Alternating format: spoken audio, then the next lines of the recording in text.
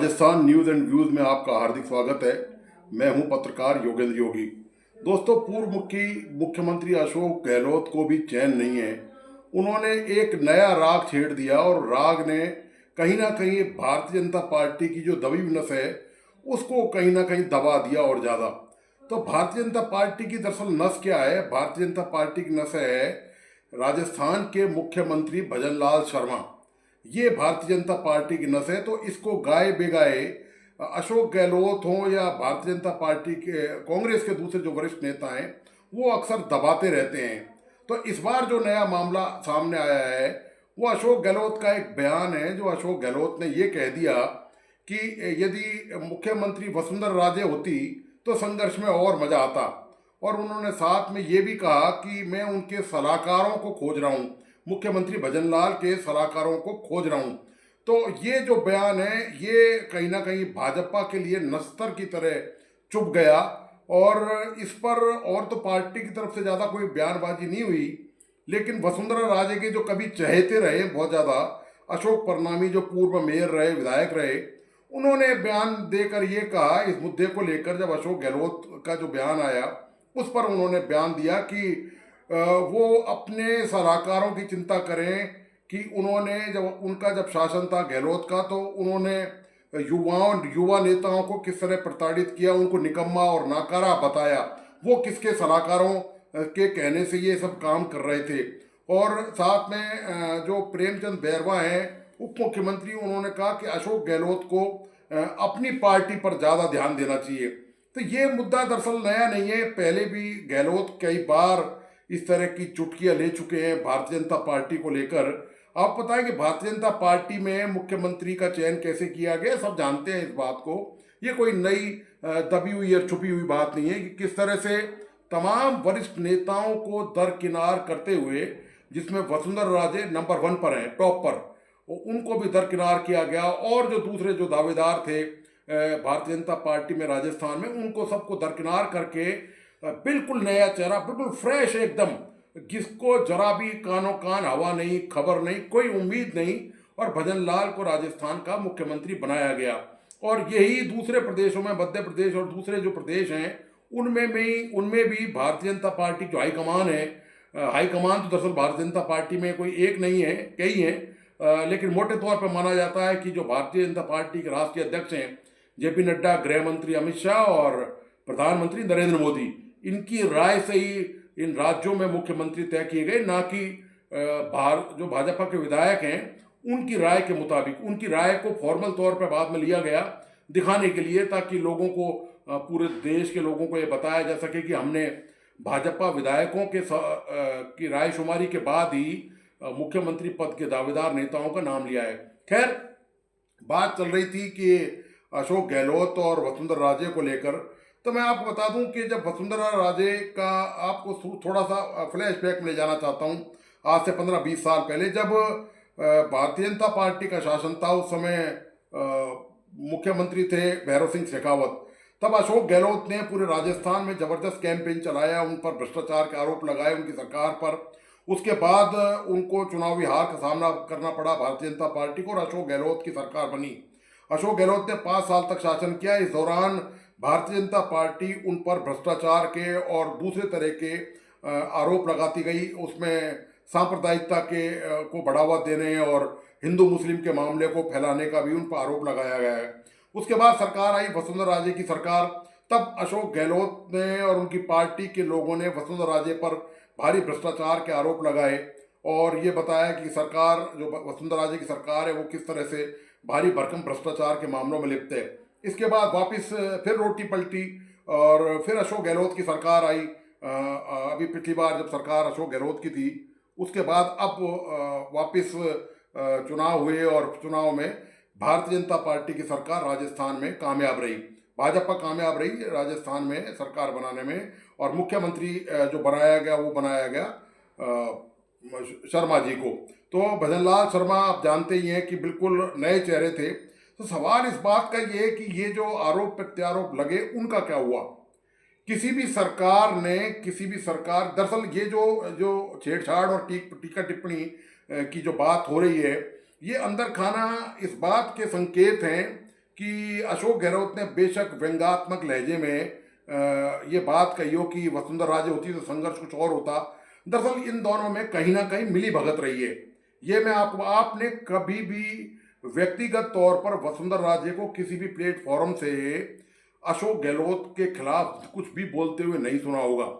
मैं आपको ये बात स्पष्ट बता दूं कि लगा अशोक गहलोत का अभी जब शासन था, ये इससे पहले जब भाजपा की सरकार थी, सचिन पायलट लगातार वसुंधरा राजे के खिलाफ भ्रष्टाचार का मामला उठाते रहे। उन पर माइंस को लेकर, शराब घोटाले को लेकर, जमीनों को लेकर, तमाम घोटालों। और ये एक आईएएस अधिकारी हैं, आपको पता है कि मैंने पिछला वीडियो भी बनाया था, उन्होंने अपनी पुस्तक में भी इसका खुलासा किया है कि किस तरह से वसुंधरा राजे ने उनको प्रताड़ित किया जब वो राजस्थान में जब तैनात थे यहाँ से, और बाद में उसके बाद वो केंद्र में गए तो वहाँ निर्मला सीतारमण ने उनको प्रताड़ित किया, वो जब केंद्र में सचिव थे, वित्त सचिव थे उस दौरान। तो उन्होंने भी अपनी किताब में इस बात का खुलासा किया था कि वसुंधरा राजे ने माइंस घोटाले, जमीन के घोटाले और शराब माफियाओं से मिली भगत के उनके मामले पर उन्होंने बात कही थी। यही बात सचिन पायलट लगातार उठाते रहे, लेकिन अशोक गहलोत की सरकार ने दोस्तों कुछ नहीं किया। कोई कार्रवाई वसुंधरा राजे के कार्यकाल में उनके मंत्रियों के खिलाफ या वसुंधरा के खिलाफ बिल्कुल नहीं करी, जरा भी नहीं करी।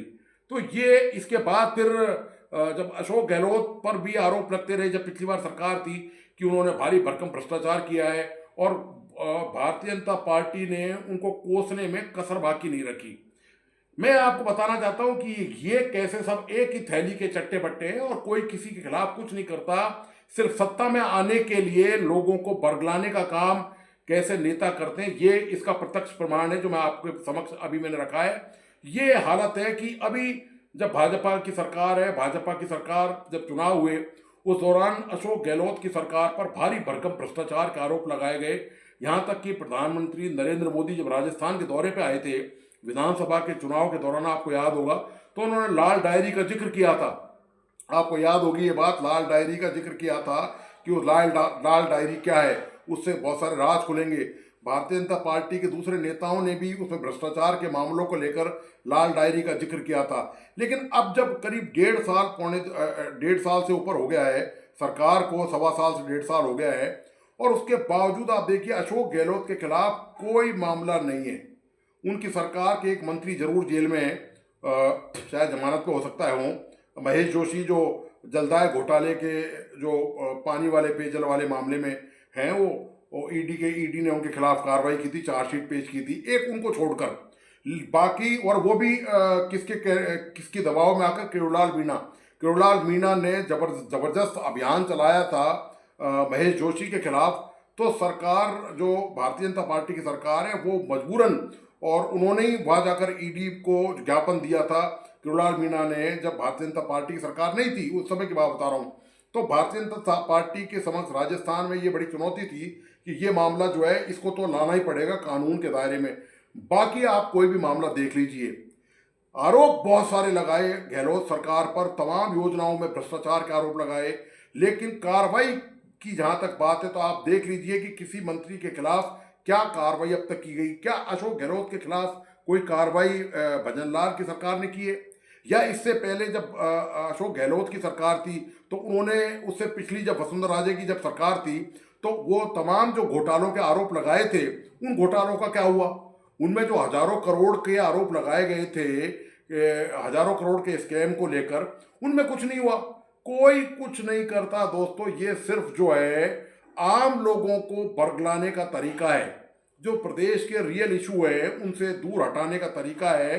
और ये कोई केवल ये शोशेबाजी के अलावा, और ये है कि तू मेरी मत कह और मैं तेरी नहीं कहूँ, तू मेरी ढांप और मैं तेरी ढांपूँ, ये उस तरह का खेल भ्रष्टाचार को लेकर राजस्थान में कई दशकों से चला आ रहा है। ये कोई नई बात नहीं है। प्रदेश के लोगों की खून पसीने की गाढ़ी कमाई जो भ्रष्टाचार की भेंट चढ़ जाती है, उसको लेकर वो भी सरकारी स्तर पर, जब आरोप विपक्ष के नेता लगाते हैं, जो भी सत्ता में हो, उनके खिलाफ जब लगाते हैं, तो निश्चित तौर पर यह माना जाता है कि कहीं ना कहीं सरकार जो भी सत्ता में हो वो उसको कोई स्वतंत्र जांच आयोग बैठाना चाहिए, कोई राजस्थान हाईकोर्ट का वर्तमान या पूर्व कोई जज या कोई कमीशन उन तमाम आरोपों की जांच के लिए बैठाना चाहिए। लेकिन किसी भी पार्टी ने, जो भी सत्ता में रही हो, उसने विपक्ष के आरोपों पर कोई भी जांच कमीशन, कोई भी हाई कोर्ट के जज या और कोई जो सम्मानित